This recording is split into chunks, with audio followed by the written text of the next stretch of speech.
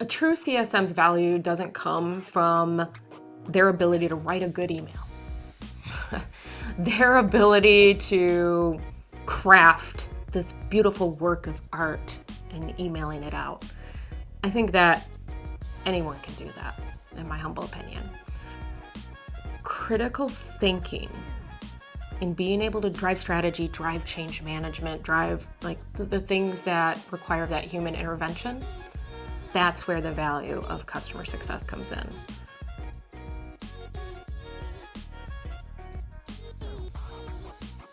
Greetings, folks, and thank you for joining us. You're listening to Lifetime Value, the customer success podcast where we help you wrap up the week that was in customer success and start you off right for the one ahead of you.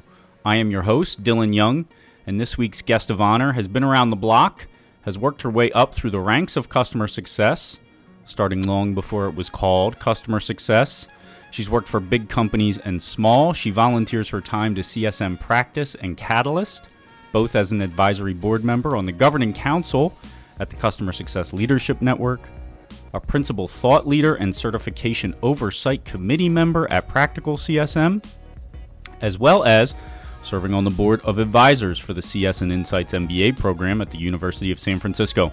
She's been an individual contributor as an account rep and within customer success, so she knows our pain. She's been a COO, a CCO, and an entrepreneur starting her own business. She's even got her own podcast and still agreed to come on mine. Ladies and gentlemen, we have Maranda Dziekonski with us today. Thank you for having me. You did a great job. Thank you. That's all I need is a little bit of positive reinforcement. Miranda, first question, did I pronounce your last name correctly? You did a great job with all of it. You did. Did you listen to me? Did you go on my LinkedIn and listen to me pronounce it? Was that your trick? Or that you was just... No, I listened to other podcasts that you've been on. Not Yeah. proud to admit it. I'm a bit of a homer, but yes, I went on other podcasts. Yeah, no, I do have one of those complicated last names that I inherited from my husband. My husband likes to say it's a conversation piece. That's how we got you. starts out like, how do you say your last name? Well, funny you ask. So it starts a conversation. And you just There you go. And the conversation is you just drop the Z, right? That's You just really dropped the Z. it's Yeah. a short conversation. For a conversation. Yeah, they just threw that Z in there to complicate things. So thank you so much for being with us. Was there anything within that introduction that I missed? Anything you'd like to add? No, you did a fantastic job of summing it up. And just so for folks that are listening so they know, I failed to send my bio over. You're not the first. I've been, Not the first. I've been a bit of vacation brain. So Dillon went out and did his due diligence on his own, looked through my LinkedIn profile, and came up with that bio on his own. And I think you did a fantastic job. It pretty much sums it up. I wouldn't say that I've launched my own business, but I do some consulting on the side. I don't consider it profitable or something that, I do a lot of like pro bono and, things for free and volunteering my time. But it all is just me giving back to the CS community in one way or another. So, Yeah, yeah. that's great to hear. And that seems to be a running theme. Folks who like CS like it a lot. Yeah. Yeah. Yeah. I think it has a lot to do with, if you think about customer success, it can feed every part of your brain. So you get the people side because you're always talking to people, Yeah. building rapport, learning about the problems they're trying to solve. Then you get the, analytical side because we use a lot of data. So we have to be able to look at multiple data sets and come to conclusions. And then we also have the strategy side because then you leverage what you learn from the people and from the data to create a strategy to drive those outcomes. So there's much, much more to it, of course. But if you think about it, it's like the perfect role for somebody who likes all of those things. And I would agree completely. In one of the podcasts, I can't name names necessarily, but one of the ones I listened to on which you were a guest. I really, really love the way you think about customer success. And I think you kind of encapsulated it really well there from the practitioner's perspective about what it takes to really work within customer success. But I wanna rewind for a second. And you mentioned vacation brain, and that's because you're actually moving out of one role and going to another. Do you want to tell us a little bit about that? Yeah, so after about 4 years at Swiftly, I decided it was time to move on. And I shared this journey on LinkedIn with folks that Mm-hmm. because I know a lot of people are in the market right now. I spoke to 39 different companies, had 14 conversations that were more serious. I gave multiple presentations, had lunches, had coffees, had this, had that, and ended up making a decision to move forward with a company named Our Work. Have not started yet. So I can't go into all of the details about Mm. what they do in depth because I still need to go through training. But in a nutshell, it is empowering hourly workers. It's pretty much an HR platform for hourly workers, both empowering those hourly workers and making sure that they have a voice, but also helping the employers with retention. So this is something that I'm very passionate about growing up as I did in a very blue collar family myself, spending time working in factories and restaurants and really like grinding away trying to change my life and put myself on a different path. So this is just when I met with the CEO, I knew I wanted to be a part of this. This is something that would impact my family, my friends, folks that I care about. So I was very excited to find this company. That's really cool. And so you'll be the SVP of customer success. Do I have that correct? Correct. Yep. Okay, perfect. Yep. SVP of customer success, pretty much the same role that I'm doing at Swiftly Hmm. or was doing at Swiftly as their CCO. So just excited to be able to even join this team. So yeah, that is my new title. And you are unabashed about your passion for customer success. Tell me a little bit more about what specifically, is there a specific facet of customer success that you're just like, that's the thing I really love? I really like the building part of the entire operations, but I also love the career development. I love looking back on my career and thinking about the various folks that started in my org as maybe junior professionals and now are VPs, now are out there, just thriving. And I know that's not customer success in a sense, but to me it is. I view my team as my customers. Sure. Yeah. So I'm always thinking about their goals and the outcomes and what are the things we need to do to get them to their goals. Do you remember? So I mentioned this in your introduction that you started in customer success before it was called customer success. And so before you could have known that it was customer success. But is there a point, an inflection point in your career where you said, oh, I'm doing customer success? This is customer success. Do you remember that? And if so, can you tell us a little bit about it? I don't think when I was doing customer success, I ever thought that. Just to be quite frank, I did it for 9 years. I worked in a call center before I actually did portfolio management. So I did customer service, customer support first. And then I got a job at this very large company and was hired to really manage these accounts. And I did that for 9 years. And I just never in my brain did, like, customer success didn't exist. Hmm. It's 2001, 2002. Nobody was saying customer success then. It was like you are the relationship manager. You're responsible for the outcomes of this account, making sure that they have what they need. And I wish I could give you this magical, like, this is customer success. That's what I was looking for. Yeah, sorry, I don't have that, Dylan. I but everything I did then has really fed into my career today. So I'll give you a few examples. We managed very large dollar amounts on our desks. We were supporting accounts that supported like GM, Toyota, Bosch, AstraZeneca, like really big companies. So I had, and I think, and I hopefully nobody from that company listens, but I still have my profile book that I created back then. And but this is forever ago. I don't think anybody That's trade gives a crap secrets, isn't it? anymore. Yeah. Well, no, not really. It was my secrets. It was a portfolio book where I would write down the names of my contacts. Like I would manually like type this out and print it. And I had like a Word document template. This was my version of a CRM. Yeah. I would write down the names of my contacts, little tidbits like Bob's son is going to college at University of Michigan. Don't forget to ask Bob about how his son's doing at University of Michigan.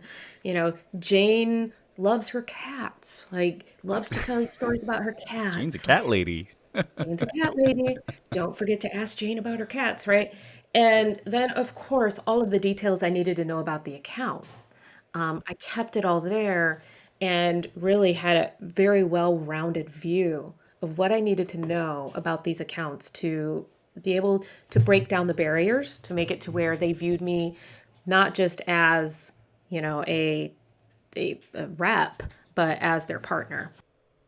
I think that's fantastic. You hit on exactly what I was going to say, which is like it sounds like you had the first CSP or CRM, as you referred to it. Kind of two Yeah, sides of the same coin. it was a Word document with a template that I created. Incredible. That could have been your $1 billion idea as an I know. entrepreneur. I missed out. I could have been Salesforce, honestly. Yeah, right. Watch out, Mark.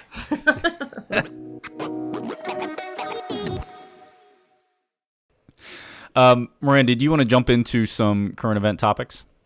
Sure, let's do it.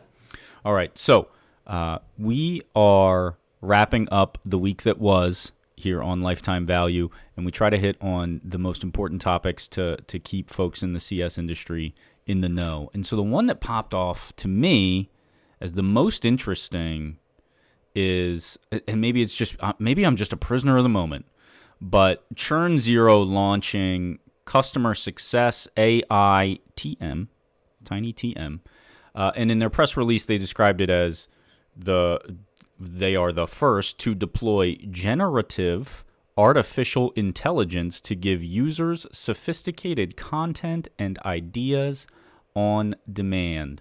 Customer success teams who use Churn can now craft and customize a cadence of emails, a call script, or a list of ideas in minutes by entering a few details, then refining Churn AI-generated content to completion. Now, first question, do you have any relationship with Churn? Well, maybe. So Before I ask this question, I have to know if you are free to, if you can speak freely. I probably shouldn't because let me tell you why. They're part of the JMI equity portfolio. Okay. And Swiftly is part of the JMI equity portfolio. They're majority owners. Okay. And they they're like cousins and I'm a shareholder. So I just, So I you could. love this. You think this is a great idea. I'm not a shareholder in Churn, to be clear. Okay. But I don't know. Maybe I could comment on it. I I mean, can comment about AI. So, here's and maybe yeah. I'll lead you down the path, and you can nod along with me, or you can tell me I can't say that. Okay. This triggers me because a large portion of what CS does, you described it at the top, but one thing you didn't mention, but I think is kind of implicit, is this level of creativity in continuing to engage with our customers, our customer partners. And this sounds like, hey, you don't have to be creative anymore. Just tell Churn to be creative for you, and they'll tell you what your email should say, what your call script should say. And this feels sketchy to me, but I could be convinced otherwise. Strong opinion, loosely held. What do you think? I don't know if it's sketchy. Let's be clear. A true CSM's value doesn't come from their ability to write a good email, their ability to craft this beautiful work of art and emailing it out. I think that anyone can do that, in my humble opinion. Critical thinking and being able to drive strategy is really strategy, drive change management, drive like the things that require that human intervention. That's where the value of customer success comes in. Now, there's been also, conversation around chat GBT or GPT, chat GPT. And while I would say that eventually I think all of this AI is going to get smarter and smarter and smarter, and then definitely give us a run for our money, I don't think we're there yet. And the same with the Churn Zero product. I think it's going to take away the things that are low value at the moment and clear up the space for CSMs to be able to do the work they should be doing that they can't solve with AI yet. I think that's fair. I was just trying to bait you. I think I agree with you, but it is a slippery slope. That slope is so long, though. Like we could both be dead and gone before that's a real threat. My second question was around Chat GPT in general, and what I think is really interesting. I was listening to Ezra Klein's show on AI overall. And Ezra Klein, I don't know if you know him. He is an incredibly intelligent individual. He's more political, but in this case, he was talking about ChatGPT, which is, I guess you could make it political. But his point was, it seems very good at doing things that like don't matter at the time, like telling a story in the style of Charles Dickens. Like who really cares about that? What he expressed concern with was its ability to do so convincingly. So you couldn't tell that it was being done by a robot. Yeah. Yeah. I was tagged on a post by Jared Orr a couple days ago. He's somebody in CS as well, asking a few of us what we thought about this chat bot that's out there now that can do all of these things. I just said, look, I think customer success, right now, we're safe. That's just my 2 cents. I think support professionals, y'all should be looking over your shoulder a little bit, because already AI has been super relevant in support and chatbots, right? Yeah. I was part of a beta program with Zendesk back in the day for their answer bot. I was, that was, I don't know, that was probably 7, 8 years ago that I participated in this answer bot beta program and gave feedback. This works, this doesn't work. So I think, again, that this can be very controversial.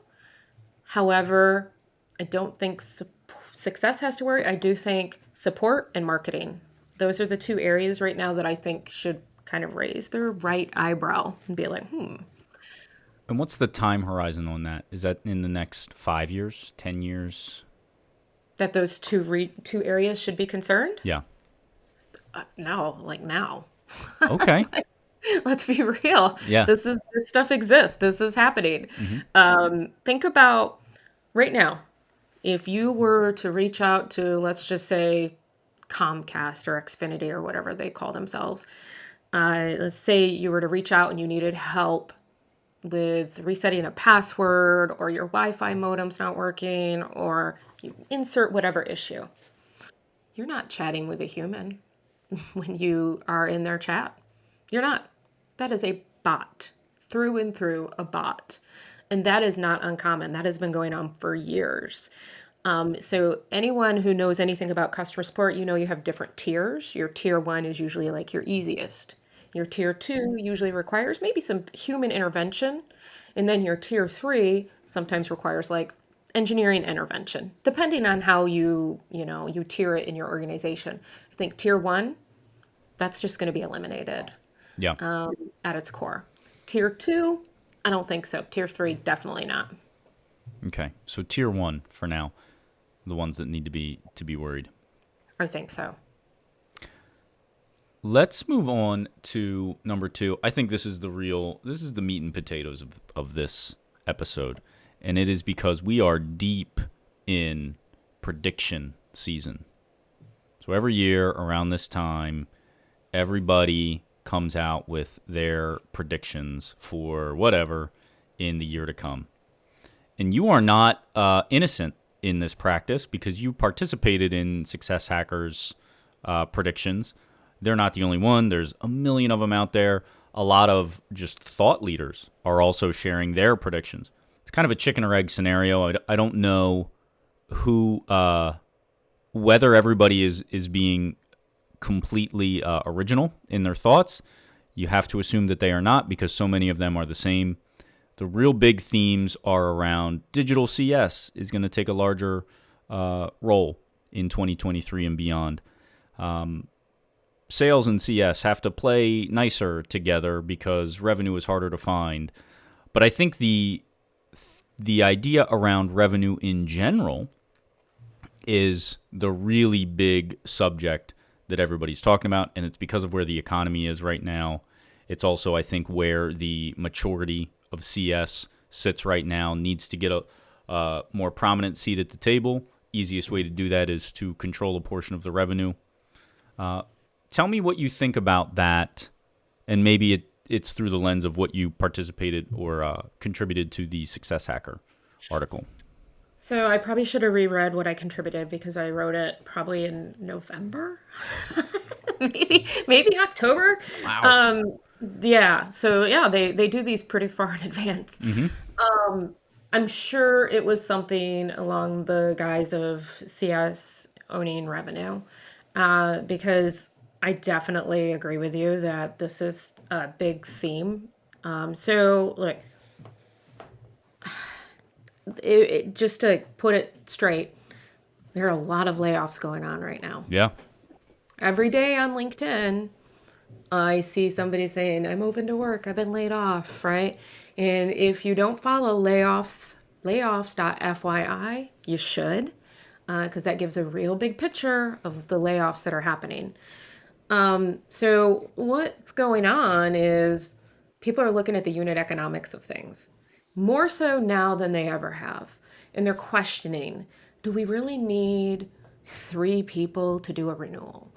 Do we really need a CSM and an account manager to do this upsell? Like, is that the most efficient way to operate? So this year, it's definitely going to be about efficiency and spend.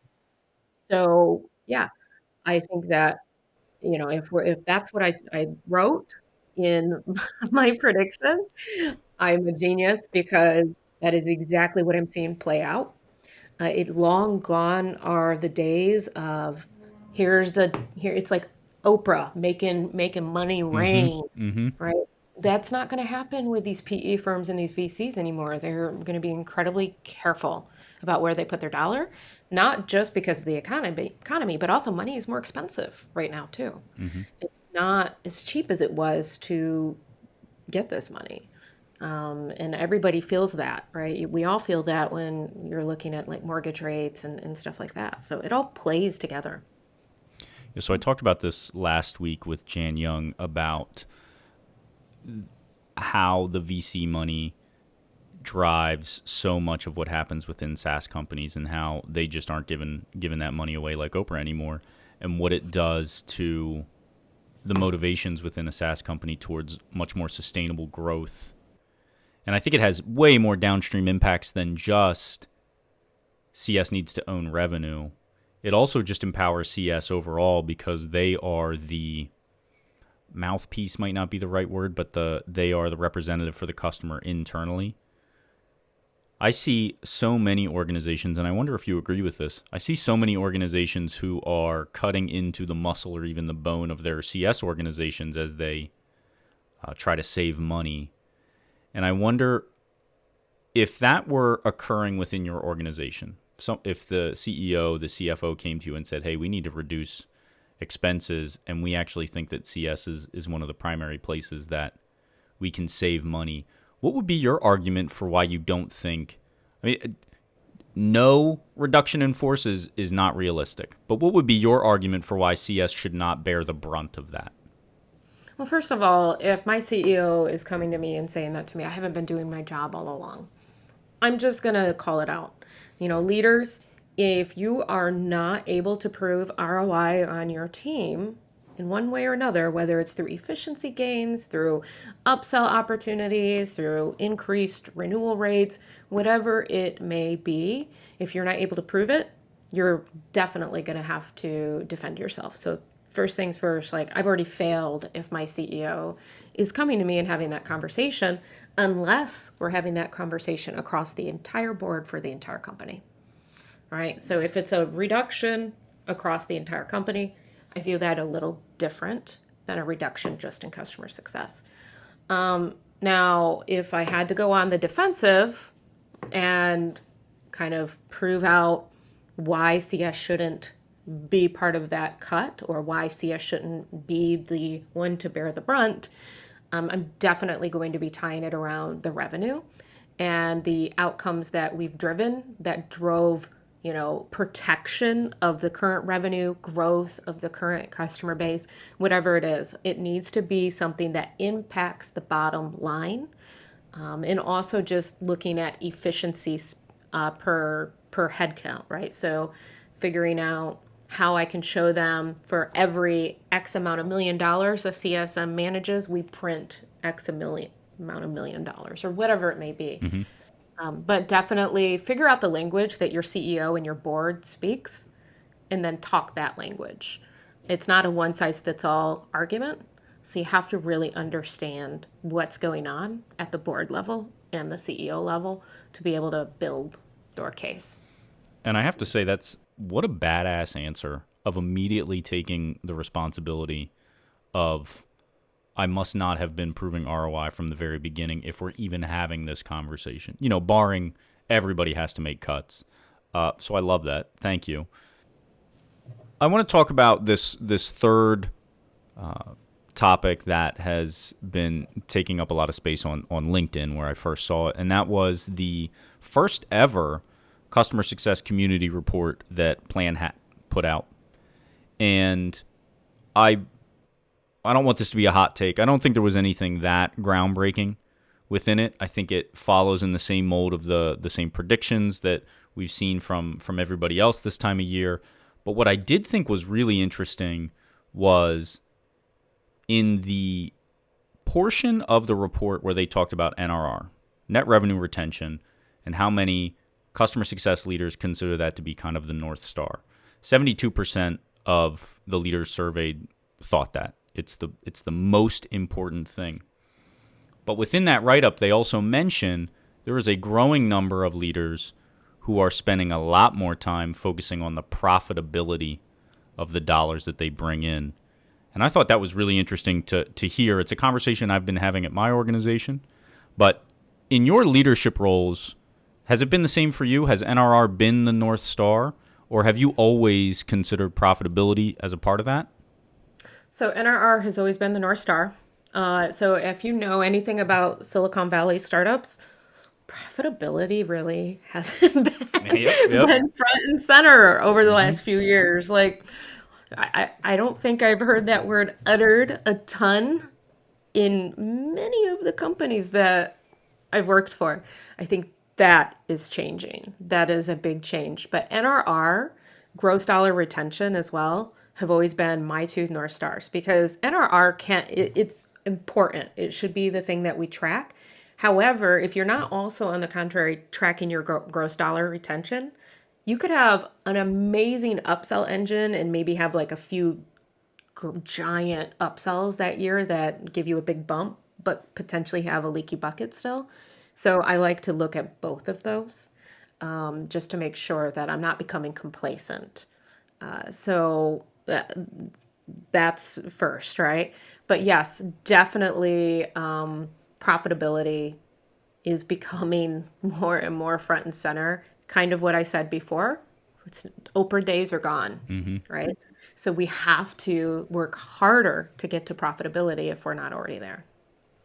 So related to the same point, as a leader of a customer success organization, how do you trickle down that change in focus to the folks that report to you, to your entire organization? Do you think that's a difficult thing for those individual contributors, those managers to comprehend? I mean, the easiest way to do it is to say, okay, everybody, look to your left, look to your right. If we don't get more efficient, one of you will be gone. I'm just kidding. I kid. Wow. Cutthroat. Sorry. No, I would never do that. I'm sorry. I make really bad jokes. Well, look, Very well known for that. However, I, I will say we've got to stop coddling our team members. I see it happen way too much. Our team members, even if they're earlier in their career, guess what? They're adults. We need to paint a full picture of what's going on. Not don't terrify them, but paint a full picture of what's going on with the, economy and the economic state of your organization so they can act like owners and act accordingly. When we coddle people and, lead them to believe that things are great if they're not, they can't help you drive that boat in the right direction. And that's where the post on LinkedIn come from, where you have people that say, oh my God, I was laid off and last week everything was fine, right? And people are just blown away. Like there shouldn't be those types of surprises. So how I tend to approach it is I provide as much facts as I'm able to. I love to be transparent, provide as much facts as I'm able to, but also brainstorm with them about the levers that we have that are within our control to move the needle on any of those facts, right? So, paint the picture, then talk about what you can control and drive with your team. It's very simple, and then also have a lot of one-on-ones and sidebars if you have to share anything that's scary. Hear people out, because sometimes this will be the first time in people's career that they hear about this type of stuff. And that's where you threaten their livelihood. Yeah, One-on-one. look to your left, look to your right. I'm just kidding. No, I'm kidding too. So this conversation has been largely, we've been focusing on startups, and that's where a lot of customer success lives. It's within that SaaS world. And so you recently had a post. This is a completely selfish question, by the way, but you recently had a post on LinkedIn encouraging folks in these smaller companies to make sure they understand their stock options. And you gave a bunch of links. I'll make sure to share it in the show notes to Carta, which is a very prominent site that kind of tracks your stock options. And there was another one in there that I can't remember. But I would also love to know just from you, first of all, what prompted you to post that? And are there any just like quick tips and tricks folks can use to better understand what's what they have and might not realize? Yeah, well, on tips and tricks, I'm very careful about providing anything because I'm not a financial advisor. And I don't want to be held legally obligated to somebody if I give them a tip and it's wrong, right? Gotcha. So what prompted me to talk about this is, of course, I'm leaving swiftly and I'm starting another company, and I'm really looking at, my options, exercising the cost, the tax ramifications, AMT, alternative minimum tax. What bracket am I in with my salary, my husband's salary, with the capital gains that we will incur this year from exercising? Like it's complex, and this is not the first time I've been through it. But when I was going through it this time, I just sat and I realized, I'm like, oh my God, I wish people would have taught me more years ago. And I started thinking about that. And I had a conversation with Chris Hicken, who's the CEO of Enough Said. And he's so knowledgeable about this.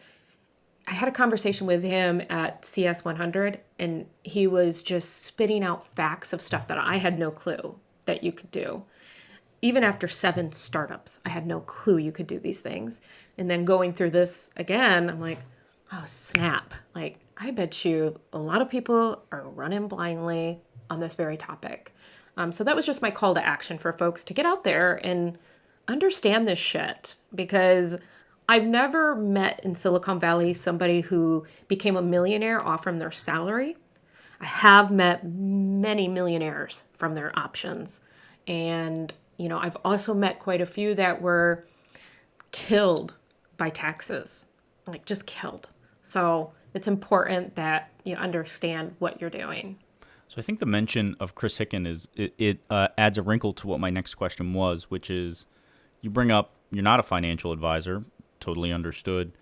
Is that the best place for folks to get guidance on stuff like this? Or do you think it's someone like Chris Hicken, someone who's done it a bunch of times before and can provide facts without necessarily guiding somebody in one direction or another? I don't want to do that to him. Well, sure, I don't mean Chris specifically. I mean anybody Yeah. who's been through the gauntlet a couple of times. Honestly, the best way to do it is find a tax advisor that specializes in startup taxes. Yeah.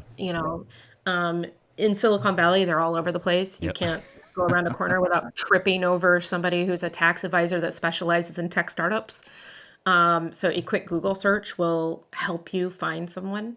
Those are the folks that are going to know the ins, the outs, what you should do, what you shouldn't do. But yeah, reaching out to folks that have been there, done that, doesn't hurt either.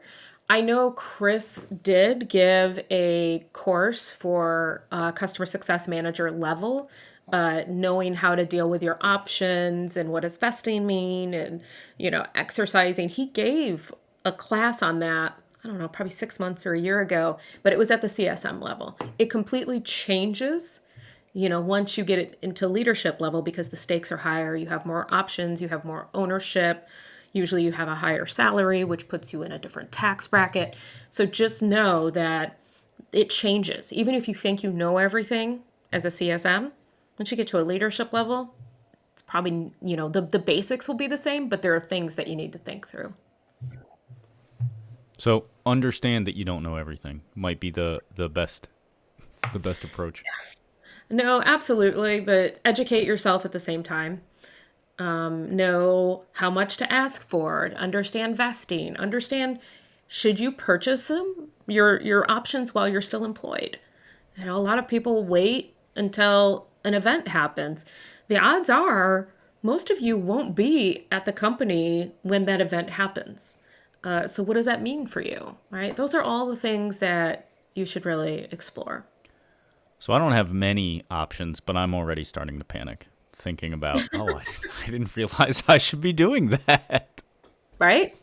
Yeah, it's definitely important. I have now had 4 exits. So you would think I'd be a pro by now. I'm not. I am not.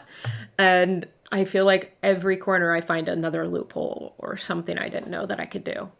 So This might be the cynic in me, but do you think they're set up the way they are to look more valuable than they are, and sometimes companies can get away with not paying out on them? I will say, I'm not going to say where, but I was involved in a company where they would hedge on the fact that they would give these options and most people wouldn't be able to afford to buy them. And they would get them back in the pool. So yeah, because the odds when you work at a startup is, you're going to stay for a couple of years, and you leave, and that means you have to come up with the money, whatever your strike price is, to be able to execute on those or exercise those. So I won't name names, but there are companies out there, and I personally witnessed it and experienced it, that hedge on that fact that most employees will leave, not be able to afford to take those, and they're going to get them back into the pool. Bada bing. Is that nefarious, or is that just good accounting on their part, being able to plan at that sort of granular level? I don't think it's nefarious. I think it's just a fact. Yeah. So, Okay. I Told you I'm think a about cynic. I do think that there are companies now out there that are starting I won't drop any names, but there are companies out there now that are starting to solve for this problem and are helping people purchase their shares so they don't leave it behind. I've seen some of those. Yeah. They remind me of JG Wentworth. If you have Yes, a lifetime annuity, they'll buy you out from it. exactly. Exactly. But you could tell if there's a problem if people are starting companies to solve for this.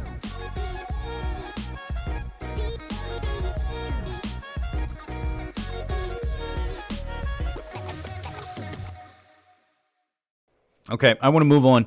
I want to move to one of my favorite segments in this podcast, and that is BS in CS.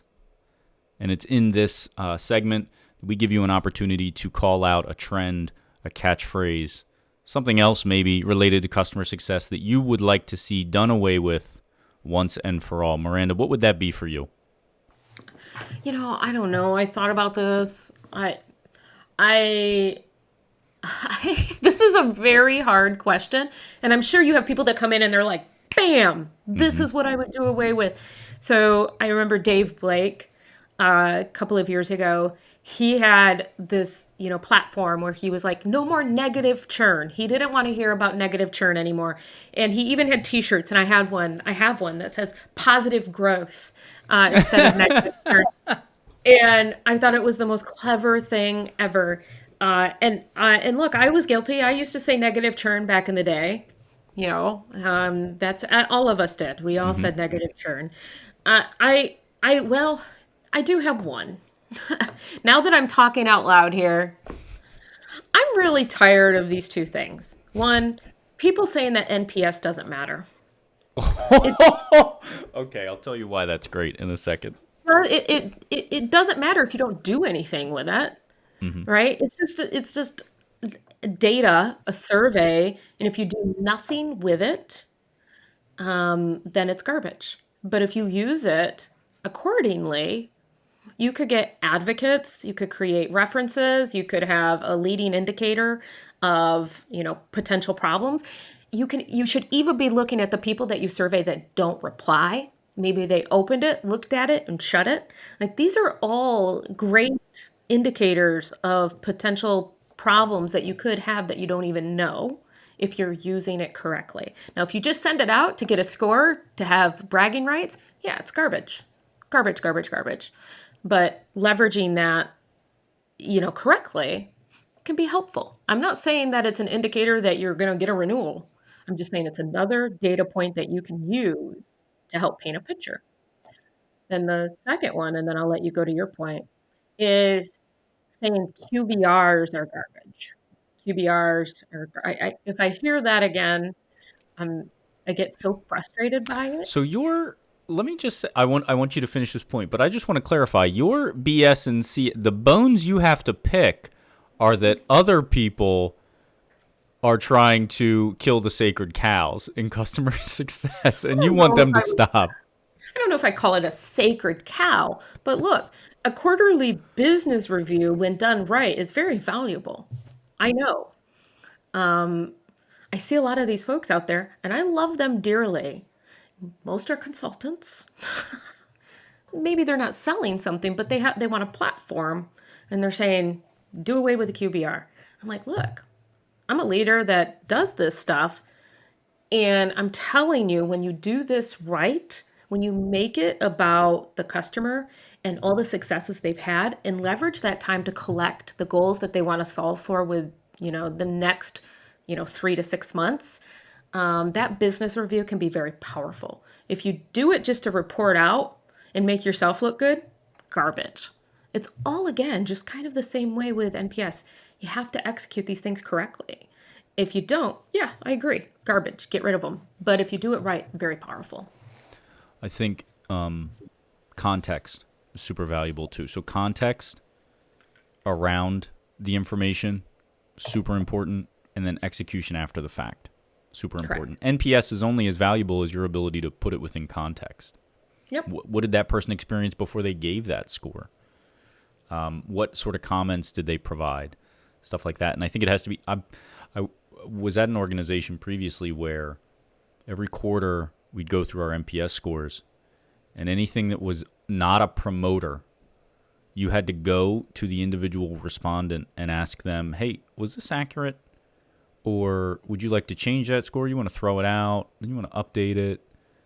And what that misses, it's a decent idea, like at very first blush. But the problem with that is if you're going to do that, you're invalidating everything, your entire methodology, because why aren't you also doing that for your positive score givers? Maybe their score went down. Can't just target the ones you don't like to try and drive up your score, while also never fixing the upstream source of why that score was what it was. You've got your folks running on a hamster wheel otherwise. Yeah, but I like what you said. I had my former team do something similar but different. So what I would do is every time there was a detractor or, a neutral or passive, sorry, that came through, it would create a Zendesk ticket. So we would have it in a queue and we would follow up. Of course, looking, you would look at history or whatever if you need to, but we would follow up and just say, hey, I see that you gave us an 8. Just curious, what could we do differently to make this a 10? We see that we gave you a 6. You gave us a 6. Just curious, what could we do differently to change your experience, right? It's not about invalidating the current score. It's about how do we get better for you in the Perfect. future? How do we change this? And that's the key differentiator is because I said the exact same thing as you of like reaching out to them 100% makes sense, but it's the idea. And even if when you reach out to them, they say, oh, that was a mistake. I actually wanted to give you this or that. You can't even do that because it shows a lack of faith in the entire process. Yeah. Right? So it invalidates the results where you did not go through the exact same motion. But asking them, what could we do better? How can we improve? What was it that made you give this score? Absolutely. You should always be tuning your engine, so to speak. That's the point of it. Yeah. So I totally agree with you. And if I didn't make that clear, then that's my fault. No, it's fine. This is what this podcast is about, right? We're just chatting. So I don't know if you listened to last week's episode, but I actually made a joke at the end that if NPS was an organization, I would have, or a company, I would have already multiple cease and desist letters on my doorstep because everybody lambasts NPS. And I think it's largely in the same vein as what you're saying of you can't just do it to do it. It can't be a trophy that you put on your mantle because you had a plus 80 NPS or something. It is meant to be actionable. Yeah. I agree. And just so you know, I didn't listen to last week's episode. I've been in vacation mode. You could have just not said anything. You could have not I've been in vacation mode. I didn't want anyone to think that you planted me here. The podcast is best listened to on vacation. Yeah. I've been trying to not think about customer success, for a week or so. So it's really hard, though. When you love it, it's hard. When you love it. All right, let's wrap things up. We're going to go to our conclusion. I have a couple of questions I want to ask you. I hope you're ready. This did not go well the last time I asked these questions. So, Okay. And I think that was my fault. Anyway, question number 1. CS Player of the Week. Who out there in the customer success circles is moving the profession forward in the past week that you'd like to give a shout out to? Give them a little bit of public kudos. I am going to call out, actually, Jeff Bruinsbach. I think I'm going to say his name wrong. Of GGR fame. Yeah, Jeff, he had a baby last year and he had his hands really full. I think his posts are very thoughtful and his heart is really in it and he's doing the work. I put really big value on folks that share content that are doing the work because they're experiencing it. So that's important to me. So I would give him a big shout out. So depending on the weighting of your theory there, I also had a baby last year. So I will take a bit of those kudos as well. There you go. Collaterally, I'll take There it. you go. Yeah, well, congratulations. Thank you. That's awesome. Thank you. Well, he's 9 months at this point, but So you're starting to sleep again. I can tell you that story at another Sleep time. regression. Yep. Yep. My wife was just traveling, so in fact, I have not gotten much sleep. Yeah. Well, it'll be worth it. My son will be 22 in 2 months, and I'm telling you, you look back at these times and you're like, damn, how did I do that? But like, it's kind of part of the plan. They're so cute that you just love them, even if it's 2 in the morning. You I know? have a buddy who told me he's got this. I mean, I'm sure there's actually research on this, but there's this.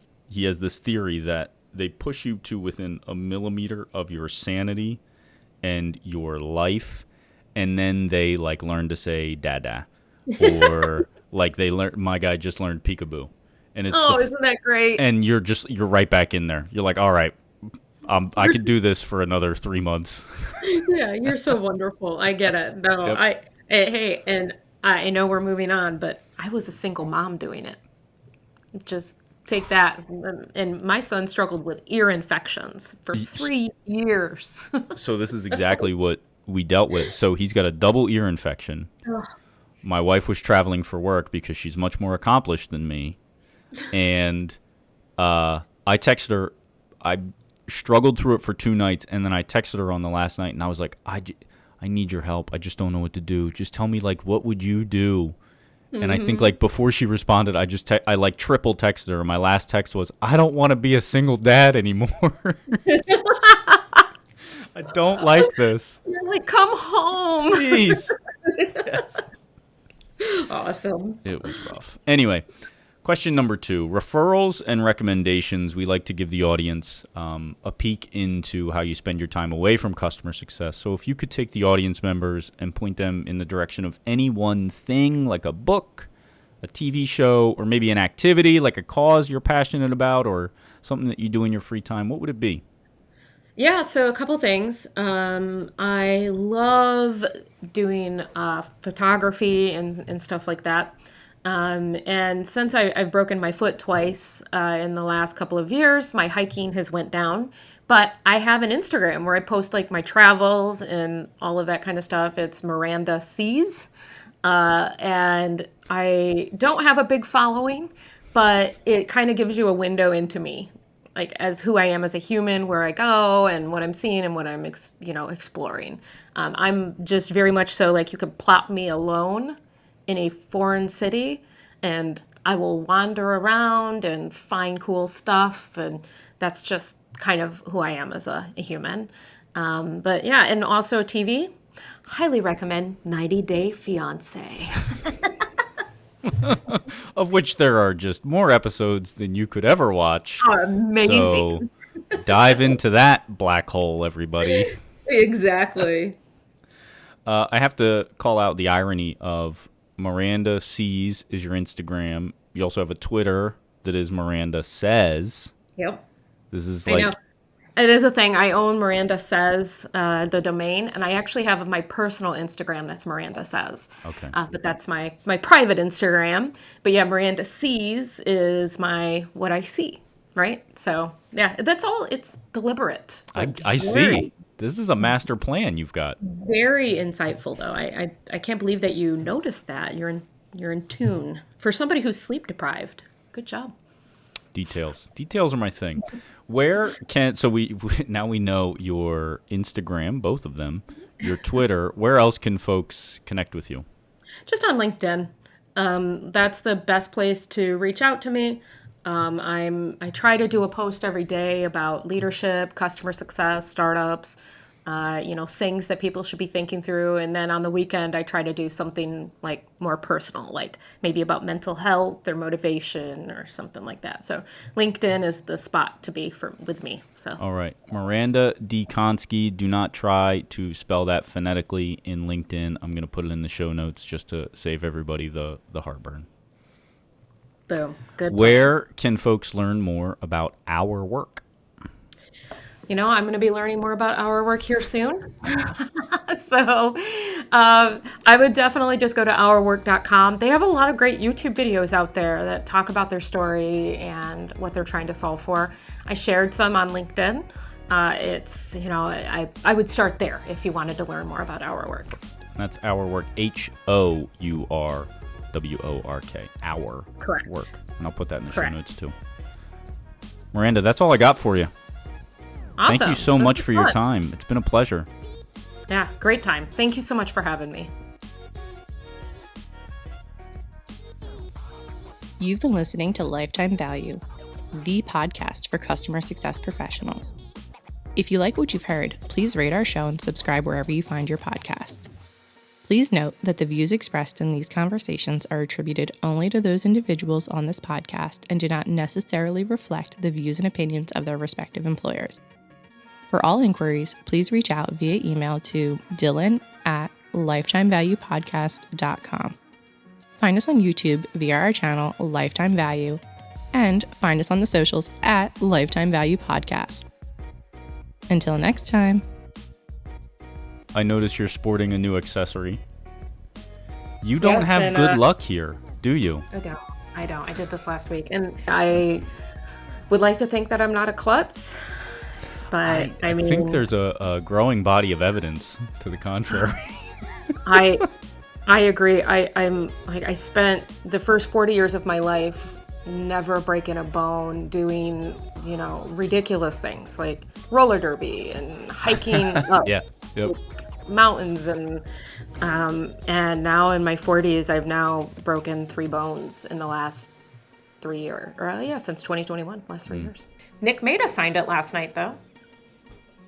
We had dinner. I had a Sharpie in my purse. Got a guest spot from Nick Mehta.